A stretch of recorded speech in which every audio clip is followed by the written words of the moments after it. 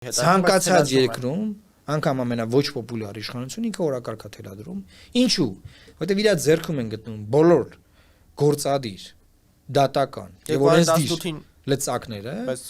կա այդ ամեն ինչը 2018-ին, եթե նկատում եք հեղափոխության ժամանակ, իշխանությունը այլևս չէր կրում իշխանություն։ Հասկանում եք։ Իշխանությունը այլևս չուներ իշխանություն, որ օրակարգը ձևավորեր։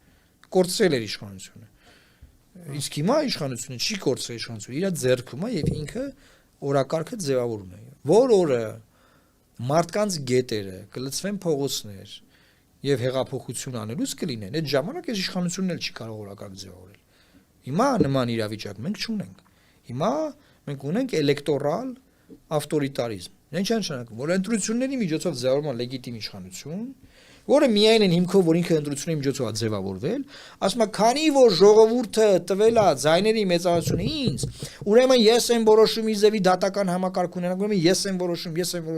եւ սկսում է ոտնահարել մարդկանց իրավունքները։ Բայց ինչ է նշանակում ժողովրդավարություն։ Ամենալավ բանաձևումը տվել է Մարեկ Նովիցկին, որը իմ պրոֆեսորն է եղել, ոնց ասեմ, մարդու իրավունքների պաշտպանության ոլորտում իմ համար մի մարդ ունի, որ ես բավականին բան եմ սովորել, ինքը ասում է ժողովրդավարությունը տարբեր բանաձևեր ունի, եւ իմ բանաձևում ասում է հետեւյալն է.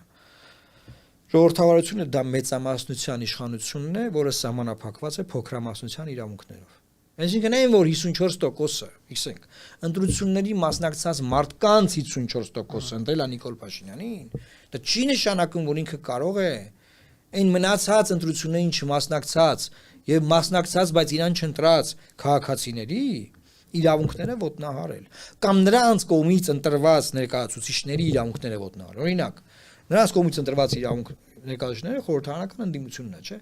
Լավն է, վատն է, սիրում եք, չենք սիրում, ես բազմիցս քննադատել եմ, հիմա դրա պահ չի։ Համարությամբ եւ ազգային ժողովի սահմանադրական օրենքով պետք է լիներ ազգային ժողովի փոխխոսնակ, հանձնաժողովի նախագահներ։ Այս իշխանությունը դուրս է շպրտել բոլոր ընդդիմադիր